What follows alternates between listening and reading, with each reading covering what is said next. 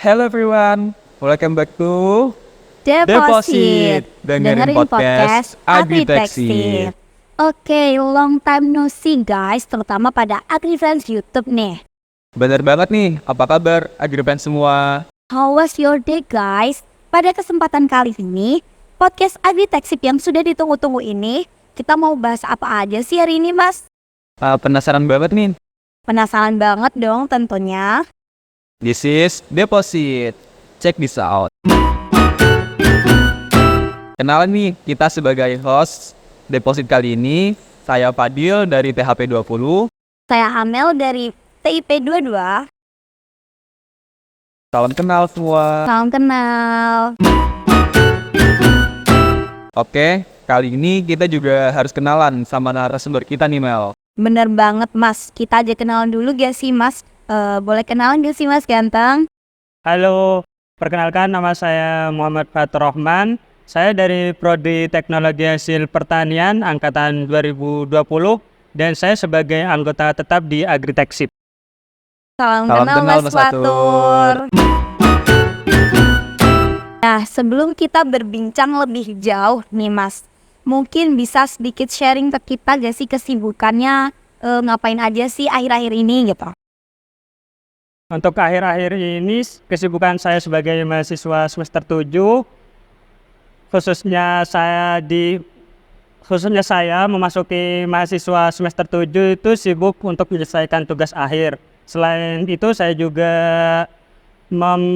melakukan wirausaha, di mana wirausaha saya mencakup percetakan dan perikanan. Wah, sangat produktif banget ya usahanya. Sangat keren banget. Sangat keren banget. Kita beruntung banget nih memilih narasumber yang luar biasa Mel. Track recordnya dari Mas Fatur ini cukup menarik untuk kita bahas. Bener banget Mas. Sesuai tema deposit kali ini yaitu duit. Diskusi usaha inspiratif terkini. Dari topik yang cukup banyak disukai dari mahasiswa juga sih Mel. Dari temanya aja udah duit ya kan? Iya bener. Siapa sih yang nggak mau tentang duit gitu ya kan Mas? Banget. Untuk mengawali perbincangan kali ini, kita mau tahu dulu nih usaha-usaha apa saja sih yang pernah kamu jalani Tur? Kalau usaha yang pernah, yang sedang. Iya, yang sedang juga bisa dijelasin sih. Untuk yang pernah dijalani dulu pernah menjadi agen pulsa juga, dan untuk yang saat ini masih dijalani itu ada usaha percetakan serta perikanan. Wah, cukup banyak banget ya Mas ya. Banyak banget ya. Betul, keren banget. Baik, itu tadi kan jenis-jenis usaha yang pernah kamu jalani Tur. Kira-kira menurut kamu inspirasi usaha seperti itu datang dari mana sih? Dan apa definisi dari usaha inspiratif itu menurut kamu? Iya nih, kita penasaran banget Mas. Kan kadang kita tuh selalu salah mengartikan usaha inspiratif itu gimana gitu. Nah, mungkin dari Mas Fatur bisa menjawab. Ya, untuk inspirasi dari usaha saya sendiri, untuk dari usaha percetakan sendiri itu saya terinspirasi dari terciptanya peluang, di mana pada saat itu di semester 3 terdapat peluang di mana usaha percetakan ini dibutuhkan di angkatan saya. Sedangkan untuk yang perikanan itu terinspirasi dari saya ingin menciptakan produk yang lebih praktis dan inovatif untuk dalam mengkonsumsi ikan lele tersebut. Wah, sangat motivasi banget ya Mas ya. Iya, sangat memotivasi banget. Bener-bener, dari sudut pandang aku sebagai mahasiswa itu kayak sangat susah buat harus gini gitu kan Mas. Bener gak sih Mas Fadil? Ya, bener banget. Mungkin bisa kamu jelasin Tur ya, motivasi kamu menjalani usaha ini gimana sih? Apa yang motivasi kamu? Untuk motivasi saya sendiri untuk membangun usaha saya sendiri itu salah satunya yang membuat saya menggebu-gebu untuk membangun sebuah usaha. Saya tuh ingin menciptakan untuk membuat suatu usaha yang nantinya bisa menjadi passive income untuk saya sendiri. Di mana nantinya ketika usaha saya tumbuh besar, saya di masa tua nanti tidak perlu lagi repot-repot untuk menghandle usaha saya sendiri. Benar-benar. Begitu. Jawaban yang sangat Iya, luar biasa sangat ya luar Mas biasa Adil ya. dari Saturi. Oke, tadi kan kita udah bahas usaha inspiratif nih. Benar-benar benar. Sekarang mungkin kita bisa beralih terlebih dahulu. Kan kadang kita terinspirasi nih dalam membuka usaha, tapi motivasinya nih yang agak beda. Dari kamu sendiri Tur, gimana caranya bisa dapat motivasi untuk membuka usaha-usaha tadi itu? Mungkin bisa dijelaskan. Betul banget. Apalagi kita juga mahasiswa gitu Mas ya. Pasti cukup banyak tugas kayak laprak, tugas ini, tugas itu dan lain-lain gitu. Untuk motivasi sendiri, kembali lagi untuk ketujuan kita, di mana kita mempunyai sebuah tujuan. Untuk menciptakan tujuan tersebut, kita membutuhkan sebuah usaha atau effort. Untuk yang Mbak Amel tadi katakan kan banyak tugas, banyak laporan Benar, sebagai benar. mahasiswa sendiri. Nah itu merupakan sebuah risiko untuk kita hadapi. Karena kalau kita terpaku atau hanya mengerjakan tugas tersebut saja mengeluh, gimana kita dalam membangun sebuah usaha itu sendiri. Benar. Dimana membangun sebuah usaha itu pasti mempunyai resiko besar, itu yang harus kita ambil. Iya. Karena kalau kita nggak mulai, kita nggak tahu endingnya ya, Tur. Betul. Setuju banget nih, kayak sesimpel mulai aja dulu gitu gak sih? Nah, dulu awalnya Mas Fatur mulai usaha itu gimana sih Mas ceritanya? Terus kayak usaha pertama waktu itu apa gitu? Untuk usaha pertama itu saya di percetakan, di mana percetakan itu tercipta itu di awal semester 3, di mana mahasiswa di angkatan saya itu kan angkatan kita ini daring loh. Nah, di mana teman-teman di angkatan saya itu pada di luar kota semua.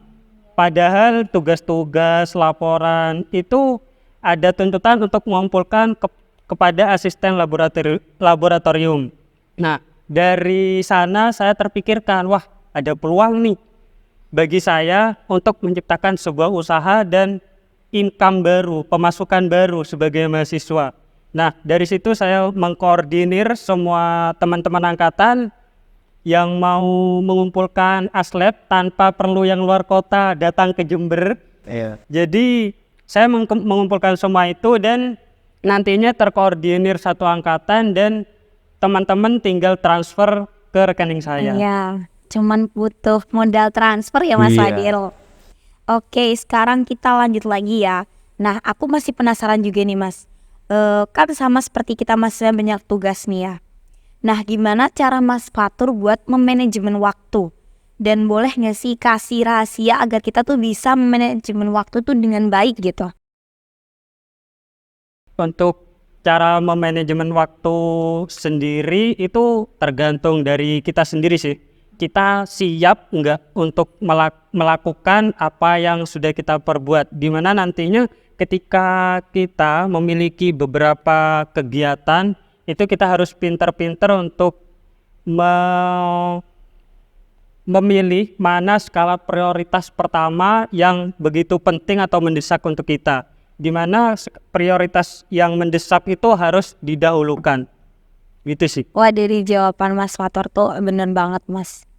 Terus gimana sih cara Mas Fatur buat, kan misal kita udah memanajemen waktu nih Mas ya, tapi kita udah bikin skala prioritas tapi masih melenceng dari skala prioritas yang kita buat tadi Mas. Dari skala prioritas itu, di mana dalam kita menentukan skala prioritas itu menentukan seberapa disiplin kita. Ketika kita dari skala prioritas kita yang udah dibuat namun dilanggar sendiri, itu membuktikan bahwa jiwa wirausahanya sendiri itu masih kurang, dan tujuan atau sebuah tujuan yang ingin dicapai itu masih kurang untuk masih kurang effort gitu untuk dicapainya gitu. Benar. Nah, asik kayaknya ya Mas ya, kalau kita bisa menerapkan manajemen waktu yang baik, jadi bisa men-challenge diri sendiri buat kita, ya nggak sih Mas Fadil? Ya, betul banget. Jadi mungkin Adil Friend bisa terap-terap ini dari tips-tips Mas Fatur. Nah, berhubung kita udah tahu rahasia manajemen waktu dari Mas Fatur, sekarang kita pengen tahu nih dari Mas Fatur. Mas Fatur ini udah dapat apa aja sih dari usaha-usaha yang inspiratif tadi? Ya, untuk usaha yang pertama yaitu percetakan, di mana yang awalnya hanya mempunyai satu printer, itu bisa membeli printer baru dan bisa mengembangkan lah dari usaha tersebut. Dan yang usaha selanjutnya yang perikanan itu yang awalnya satu kolam itu bisa menjadi 2, 3 sampai 4 kolam sekarang. Wah, jadi selain dapat cuan, kita juga dapat pengalaman-pengalaman yang baru nih, iya nggak sih Mas Fadil? Iya bener banget, Mas Fatur ini sangat produktif banget dan menghasilkan cuan juga sih dari usahanya. Menarik sekali ya, Iya. kalau sudah sebut cuan-cuan gini gitu. Selain dari cuan tadi, apalagi sih yang didapat dari usaha-usaha kamu Tur? Yang didapat dari usaha selain cuan itu dapat pengalaman, dapat relasi yang awalnya pelanggan-pelanggan tidak tahu, tidak kenal, kita bisa saling save dan menjadi pelanggan tetap. Dan untuk pengalaman banyak sih. Untuk perikanan sendiri, contoh pengalaman kita kan di THP ya, tentang pengolahan pangan, bukan perikanan. Nah, ketika saya terjun di perikanan, saya tahu bagaimana cara membudidaya ikan ketika ikannya itu terserang penyakit dan tidak bisa atau bisa dibilang gagal panen. Itu sebuah pengalaman yang berharga untuk saya. Wah, keren, Wah, keren, iya, keren, banget keren. sih. Selain berjualan juga sambil belajar dan mendapatkan ilmu ya, Tur. Betul Betul banget. sekali. Nah, kita udah ngomongin nih soal keuntungan-keuntungan dari usaha-usaha tadi ya Mas ya. Sekarang pasti ada dong kendala dari usaha tersebut. Ya, bener banget nih. Dari kamu Tur, kendala apa aja sih yang pernah kamu alami selama memiliki usaha-usaha tadi itu? Betul. Dari kendala-kendala itu terdapat beberapa kendala. Yang pertama contohnya dalam sektor perikanan ikan lele saya, di mana ketika musim hujan itu terkendala dengan ketika air hujan turun kan otomatis air kolam pH-nya naik dan di situ tumbuhnya bakteri, ikannya jamuran dan banyak yang mati. Itu sebuah kendala yang cukup besar yang saya alami, di mana ketika saya terjun di sektor tersebut masih belum mempunyai ilmu lebih tentang perikanan. Itu saya belajar banget itu di situ. Dan kendala yang kedua itu terkait promosi dari produk saya sendiri, yaitu lele berbumbu, di mana lele ini kan terdapat beberapa orang yang ke distract, di mana lele ini merupakan ikan yang kotor. Ya, bener banget. Di mana terdapat beberapa pembudidaya nakal yang memberi pakan ikan lele ini secara sembarangan, bangkai dan lain-lain. Awal-awal itu dari tetangga saya itu banyak yang tidak mendukung. Namun setelah berjalannya waktu, tahu saya cara treatment saya terhadap ikan lele, pakannya bersih dan diberi juga dedaunan seperti daun pepaya dan lain-lain yang fungsinya itu untuk membunuh kuman di kolam. Nah, itu lambat laun juga tetangga juga beli juga ke saya yang awalnya mencaci, memaki usaha saya. Lambat laun juga membeli ke saya karena udah tahu sendiri cara pembudidayaannya. Itu sih kendala yang kedua, itu terkait mempromosikan itu. Oh, jadi ada menarik pelanggan tersendiri gitu ya Mas ya. Betul. Nah, dari masalah-masalah tadi nih, kira-kira ada salah satu sulit banget gitu buat memulai. Salah satu contohnya kayak misal mental buat memulai usaha tersebut gitu Mas. Dari terkendala barusan itu kita mau membangun usaha nih.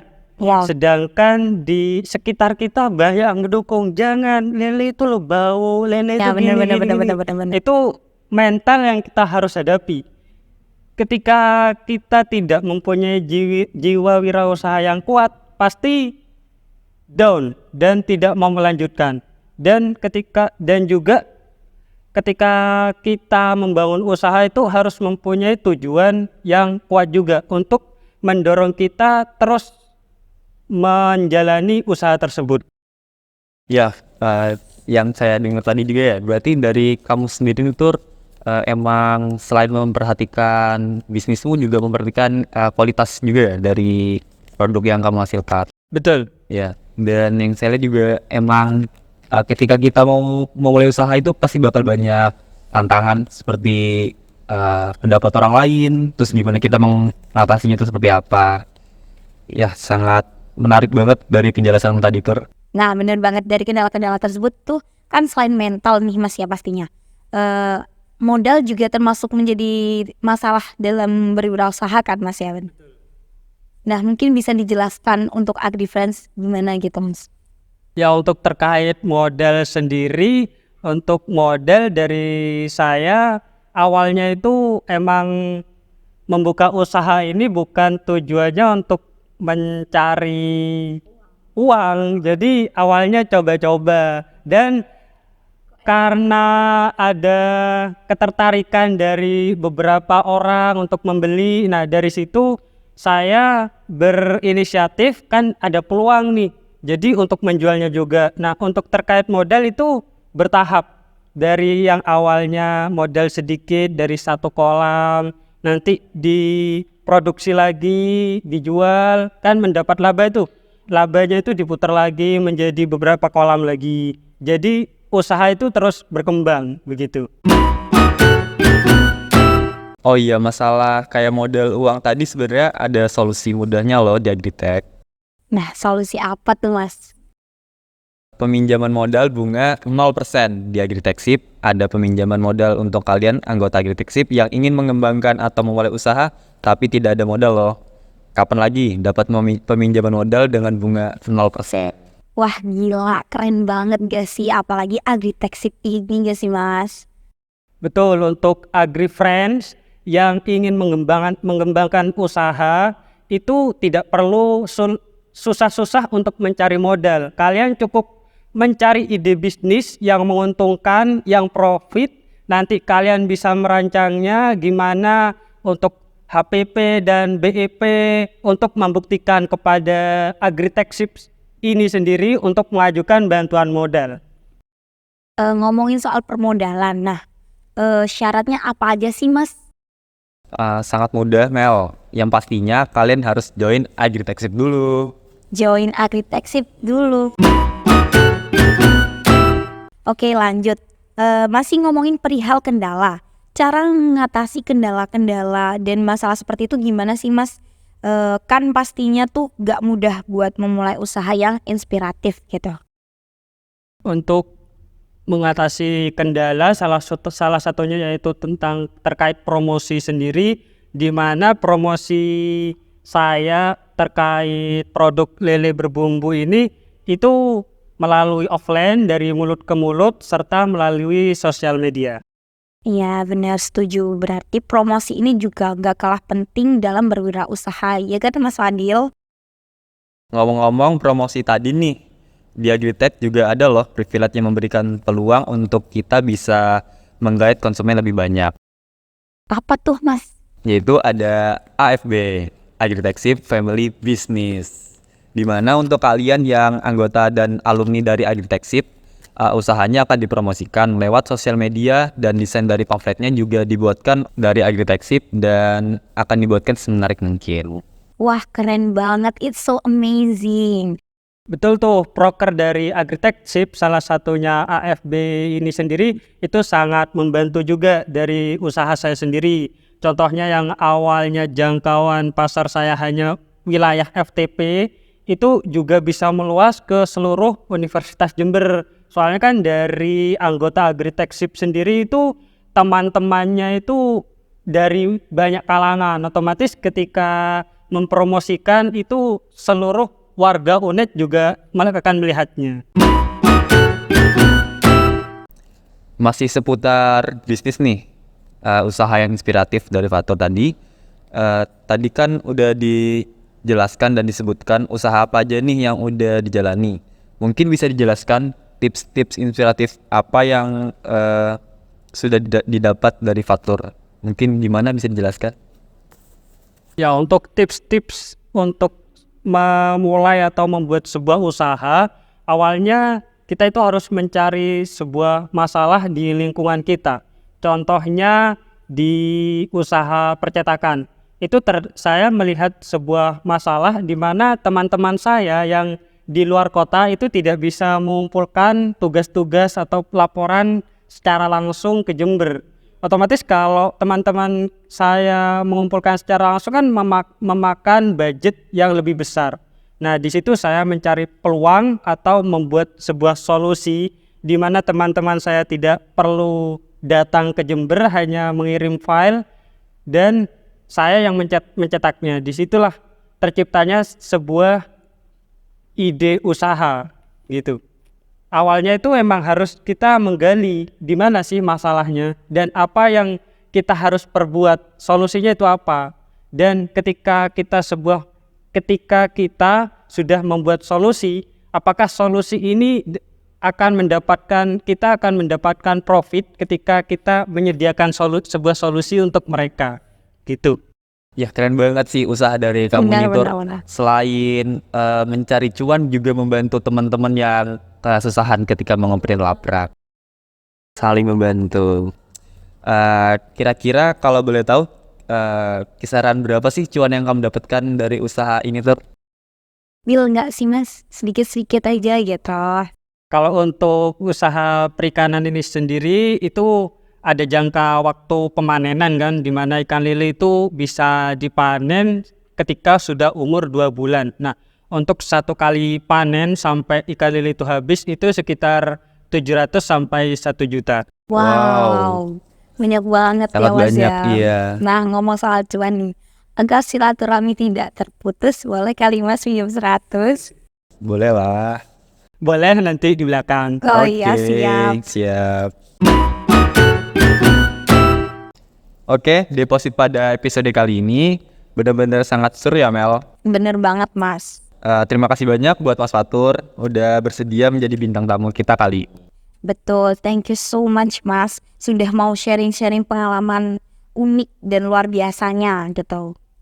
Ya, sangat inspiratif banget pengalaman yang disampaikan oleh Mas Fatur. Semoga teman-teman juga bisa mempunyai usaha seperti Mas Fatur ini ya. Nah, sebelum kita akhiri deposit ini, mungkin dari Mas Fatur bisa memberikan sepatah 2 kata untuk AgriFriends untuk menutup perbincangan hangat kali ini. Ya, untuk kata-kata buat AgriFriends itu mari kita memulai membangun sebuah usaha di mana kita anggota Agritechship, kita join Agritechship ini untuk belajar ilmu berusaha.